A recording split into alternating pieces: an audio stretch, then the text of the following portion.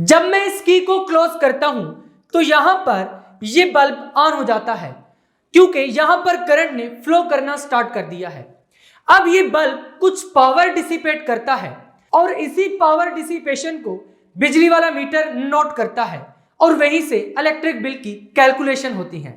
आखिर ये electrical power जो यहां पर डिसिपेट हो रही है या फिर ये पावर सप्लाई प्रोवाइड कर रही है, ये पावर है क्या चीज, फिजिक्स में इस पावर को कैसे डिफाइन करते हैं और एक्चुअली इस पावर का बेसिक कंसेप्ट क्या है, इसी कंसेप्ट को डिस्कस करने के लिए आज हम पढ़ने जा रहे हैं 11th class physics new book chapter number 9 electrostatics and current electricity का एक बहुत ही interesting article number 9.14 that is electric power.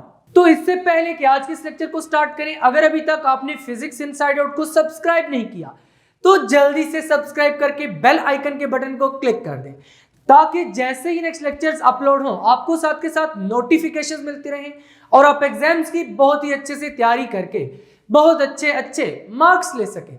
और आज की इस वीडियो को लाइक कर दीजिए ताकि लेक्चर को पूरे मजे से स्टार्ट किया जा सके। Chapter number 9 electrostatics and current electricity का हमने इलेक्ट्रोस्टैटिक्स का पोर्शन अच्छे तरीके से कंप्लीट कर लिया है और उसके बाद हमने स्टार्ट किया हुआ है करंट इलेक्ट्रिसिटी वाला पोर्शन। करंट इलेक्ट्रिसिटी वाले पोर्शन में हम इलेक्ट्रिक करंट और करंट थ्रू ए कंडक्टर को डिटेल में डिस्कस कर चुके हैं। इसी के साथ साथ Ohm's law, resistivity and it's dependence on temperature को भी डिस्कस कर चुके हैं। आज हमने जो आर्टिकल डिस्कस करना है this is basically electrical power. लेकिन इलेक्ट्रिकल पावर की तरफ बढ़ने से पहले हमें पावर का कंसेप्ट रिवाइज करना है जो कि हमने chapter number 4 work energy and power में पढ़ा था। वहां पर हमने पावर का एक रिलेशन पढ़ा था और वो रिलेशन क्या था, P is equal to W/T। यही रिलेशन हमने पढ़ा था कि कितना वर्क हुआ है कितने टाइम में, यानी कितना जल्दी वर्क डन हुआ है, this is basically known as power. मान लीजिए कोई एक टैंक है यहां पर जिसमें हमने पानी भरना है और पानी वाली मोटर को हमने चला दिया है। एक मोटर इस टैंक को फिल कर देती है 5 मिनट्स में। कितने मिनट्स में? 5 मिनट्स में एक मोटर इस टैंक को फिल करती है। दूसरी मोटर 10 मिनट्स में इसको फिल करती है। तो बताइए कौन सी मोटर की पावर ज्यादा होगी? जो जल्दी फिल कर देगी। इसका मतलब है power is defined as rate at which work is done, यानी जो वर्क है वो कितनी जल्दी से डन हुआ है, this will indicate the power. अब जब इलेक्ट्रिकल पावर की बात आती है तो हम एक बैटरी को ले लेते हैं। मान लो ये एक बैटरी है, बैटरी को हम इस सिंबल से रिप्रेजेंट करते हैं, this is positive terminal, this is negative terminal. और यहां पर हमने कोई एक अप्लायंस अटैच करके रखा हुआ है, कोई भी एक डिवाइस अटैच करके रखी हुई है यहां पर इस तरीके से। कोई बल्ब हो सकता है, कोई फैन हो सकता है, कुछ भी हो सकता है जो कि हमने यहां पर अप्लाई करके रखा हुआ है। अब यहां पर इस सर्किट में बेसिकली क्या है कि हमने इस अप्लायंस या फिर ये जो डिवाइस है इसके अक्रॉस यहां पर पोटेंशियल डिफरेंस अप्लाई किया है पॉइंट ए और बी के अक्रॉस। यहां पर जब हमने पोटेंशियल डिफरेंस अप्लाई किया है तो करंट ने positive terminal of the battery से negative terminal of the battery की तरफ फ्लो करना स्टार्ट कर दिया, क्योंकि हमने कन्वेंशनल करंट में यही पढ़ा था कि करंट की direction from the positive terminal of the battery to the negative terminal of the battery होगी। और हमने ये कहा था कि आगे हम जितने भी टॉपिक्स पढ़ेंगे उन सब में हम कन्वेंशनल करंट ही कंसिडर करेंगे और डायरेक्शन पॉजिटिव टू नेगेटिव ही लेंगे। अब यहां पर ये बैटरी इस पॉइंट ए और बी के across steady potential difference maintain रखती है, यानी कांस्टेंट पोटेंशियल डिफरेंस मेंटेन रखती है, जिसकी वजह से स्टेडी करंट फ्लो करता रहता है, यानी करंट कांस्टेंटली कंटिन्यूअसली फ्लो करता रहता है। इस तरीके से जब फ्लो करता रहेगा तभी तो इलेक्ट्रिकल एनर्जी लाइट एनर्जी में कन्वर्ट होती रहेगी। बल्ब ऑन करेंगे, बल्ब ऑन ही रहेगा। तो यहां पर ये इलेक्ट्रिकल एनर्जी बेसिकली क्या कर रही है, प्रोवाइड कर रही है। अब ये जो इलेक्ट्रिकल एनर्जी प्रोवाइड कर रही है कितने टाइम में कितनी एनर्जी प्रोवाइड कर रही है, वहां पर क्या था, कितना वर्क डन हुआ है कितने टाइम में, या फिर कभी कभी हम लिखते थे कितनी एनर्जी कितने टाइम में यूज हुई है, या फिर किसी इंस्ट्रूमेंट ने कितनी एनर्जी कितने टाइम में प्रोवाइड की है। तो यहां पर इलेक्ट्रिकल पावर को जब हम डिफाइन करते हैं उसको भी हम ऐसे ही डिफाइन करते हैं कि ये जो बैटरी है इसने सर्किट में स्टेडी करंट को मेंटेन रखने के लिए कितने टाइम में कितनी एनर्जी प्रोवाइड की है, यानी एनर्जी सप्लाइड, बैटरी ने कितनी एनर्जी सप्लाई की है कितने टाइम में। To maintain the steady current in the circuit, क्योंकि यहां पर ए और बी पॉइंट्स पर इसने कांस्टेंट पोटेंशियल डिफरेंस मेंटेन करके रखना है ताकि सर्किट में से स्टडी करंट फ्लो करता रहे। तो इस सर्किट में स्टडी करंट को मेंटेन करने के लिए ये वाली बैटरी कितने टाइम में कितनी एनर्जी प्रोवाइड कर रही है, this is basically known as electrical power. तो चलिए इलेक्ट्रिकल पावर की इसी छोटी सी डेफिनेशन को उठाकर लिख देते हैं। Electrical power of a battery is defined as the rate at which electrical energy is supplied। देखो यहां पर हमने बैटरी की जगह पर ये एक पावर सप्लाई यूज की है। ये पावर सप्लाई इस सर्किट में एज ए बैटरी एक्ट कर रही है। इसको हम बैटरी एलिमिनेटर भी कह सकते हैं और लेबोरेटरी में हम इसको बैटरी एलिमिनेटर भी कहते हैं। यहां पर जैसे ही मैं की क्लोज करता हूं तो ये बल्ब ऑन हो जाता है। अब जरा डेफिनेशन को समझिए। Electrical power of a battery, इस बैटरी की electrical power is defined as the rate at which electrical energy is supplied by the battery, यानी वो रेट, वो टाइम जिसमें ये बैटरी इलेक्ट्रिकल एनर्जी सप्लाई कर रही है इस डिवाइस को, ये जो हमने यहां पर अटैच कर रखी है, to maintain the steady current. इसने एक स्टडी करंट मेंटेन करके रखा हुआ है, तभी तो कॉन्स्टेंटली ये बल्ब आपको ऐसे ही रोशन नजर आ रहा है। तो यहां पर हमने यही लिखा है, electrical power of a battery is defined as the rate at which energy is supplied by the battery to maintain the steady current in a circuit। तो उम्मीद है कि यहां तक आपको ये डेफिनेशन समझ आ चुकी होगी। अब चलते हैं इसका मैथमेटिकल एक्सप्रेशन लिखते हैं। तो क्या लिखेंगे mathematically electrical power is equal to energy supplied divided by time taken. Energy supplied यानी कितनी एनर्जी सप्लाई की है कितने टाइम में, डिवाइडेड बाय टाइम टेकन। तो यहां तक आपको पावर की बेसिक डेफिनेशन क्लियर हो चुकी है, इसका मैथमेटिकल एक्सप्रेशन में क्लियर हो चुका है। अब हमने एक्सप्लेनेशन की तरफ बढ़ना है और एक सर्किट कंसीडर करना है। छोटा सा एक सर्किट है, यहां पर एक्सप्लेनेशन की हेडिंग लगाई है, ये सर्किट ड्रा कर दिया है। इस सर्किट में ये वाला positive terminal of the battery है, this is the positive terminal of the battery. इसके ऊपर मैं प्लस लिख देता हूं और इस पे माइनस लिख देता हूं। This is positive terminal of the battery, this is negative terminal of the battery.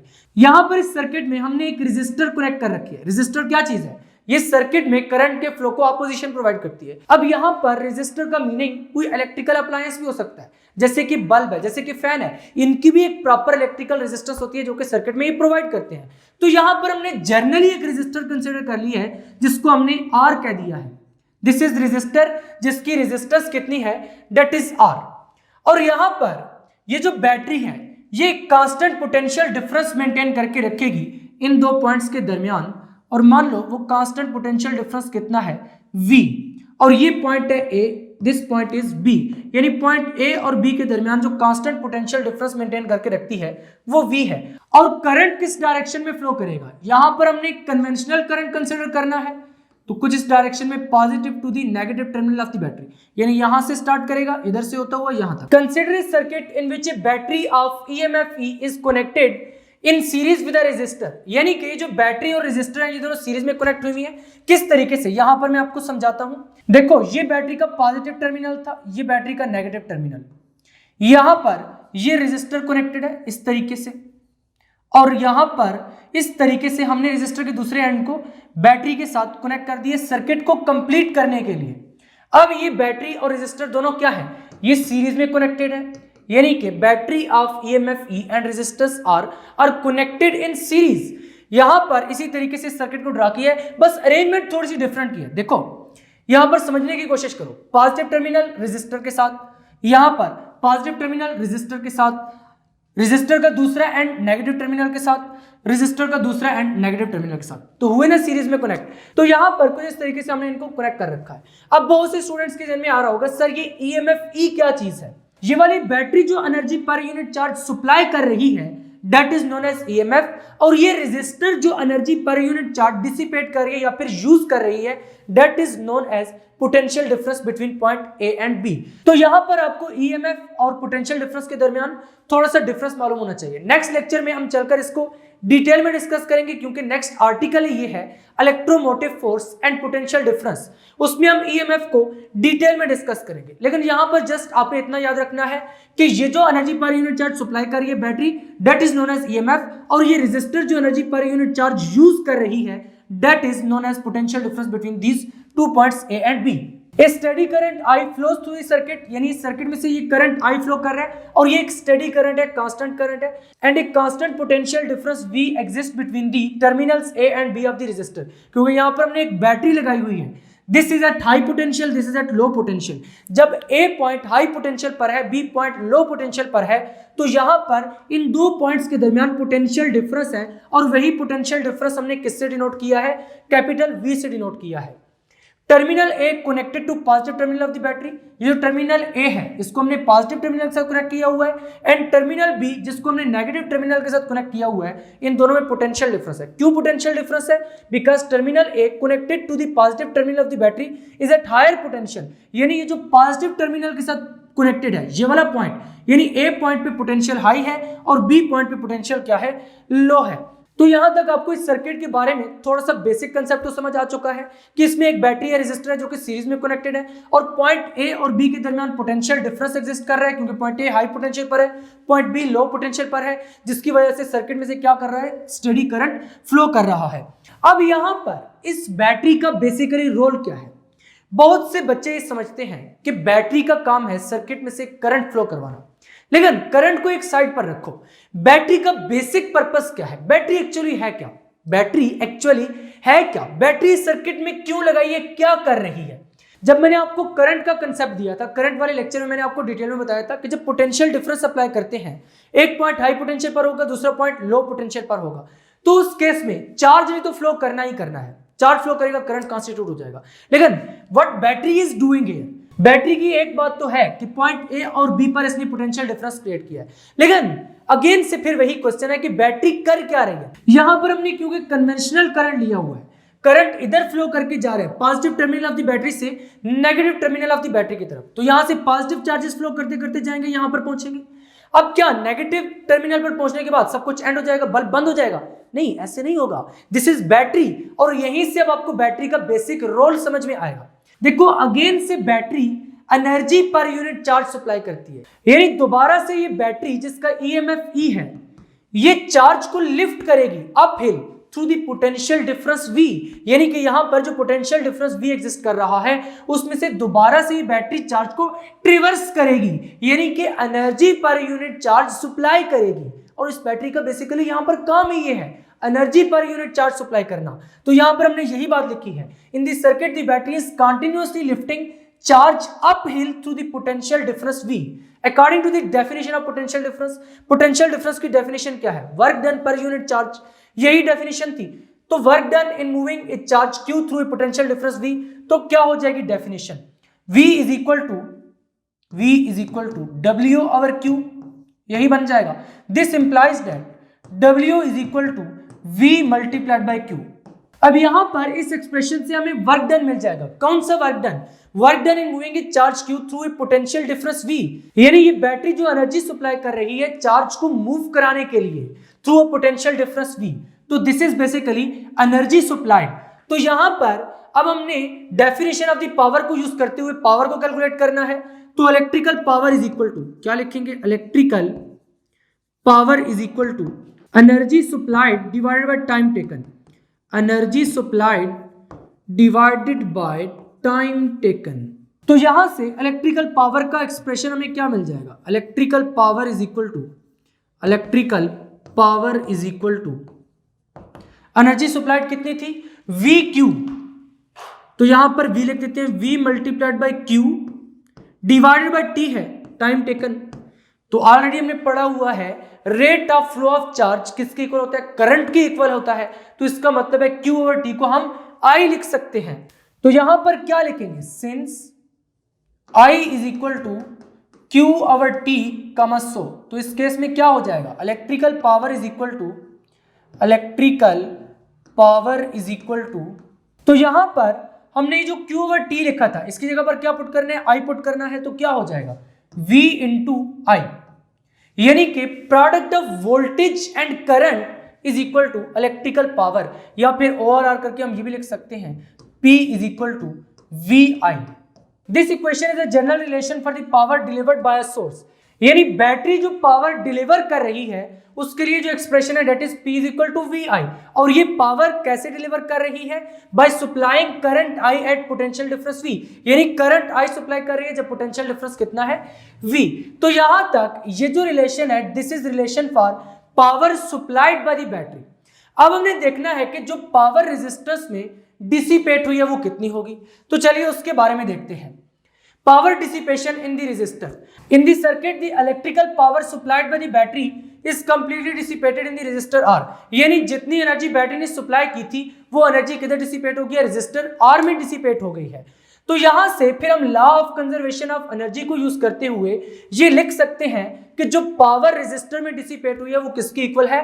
Power supplied by the battery, यानी जितनी एनर्जी सप्लाई की है उतनी एनर्जी रेजिस्टर ने यूज कर ली है। और अगर हम पावर की टर्म में बात करें, क्योंकि energy supplied divide by time power की इक्वल होता है, तो जितनी पावर बैटरी ने सप्लाई की है वो पावर रेजिस्टर में डिसिपेट हो गई है। तो यहां पर फिर हम ये लिख सकते हैं पावर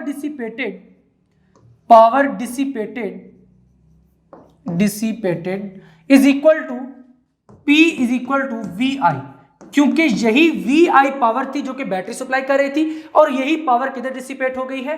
रेजिस्टर में डिसिपेट हो गई है। तो यहां तक आपको पावर का जनरल रिलेशन समझ आ चुका है, वो पावर जो बैटरी सप्लाई कर रही थी और वो पावर जो कि रेजिस्टर में डिसिपेट हुई है। अब हम आगे चलते हैं और पावर के डिफरेंट फार्मूला को डिस्कस करते हैं। अब ये P is equal to VI है ना, ये पावर का एक फंडामेंटल रिलेशन है। इसी से पावर के कुछ और रिलेशंस भी निकलते हैं, उनको भी हमने डिस्कस करना है। यहां पर हेडिंग लगा दी है alternative forms of the power equation. पहले हम यहां पर इस रिलेशन में V की जगह पर IR पुट करेंगे, यानी ओम्स लॉ यूज करेंगे। V is equal to IR Ohm's law की स्टेटमेंट है। पहले V की वैल्यू पुट करेंगे IR, फिर I के लिए पुट करेंगे V और R। तो यहां से हमारे पास two new relations for the power निकल कर आ जाएंगे।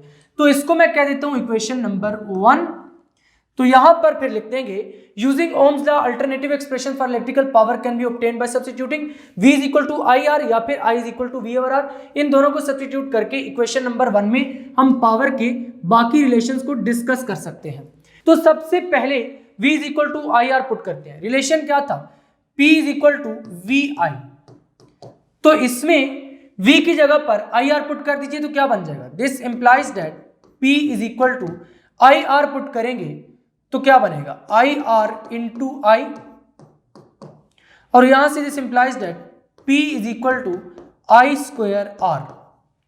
दरमियान से एक लाइन लगा लेते हैं और यहां पर P is equal to VI again से लिखते हैं, और साथ में यहां पर I की जगह पे V ओवर R पुट कर देंगे। तो this implies that P is equal to V into I की जगह पर V ओवर R पुट करेंगे, तो यहां से this implies that P is equal to V square over R। अब यहां पर ये जो दोनों रिलेशंस हैं these are very important relations. अब इंपॉर्टेंट क्यों है? क्योंकि शॉर्ट क्वेश्चंस बन के आते हैं इस तरीके से।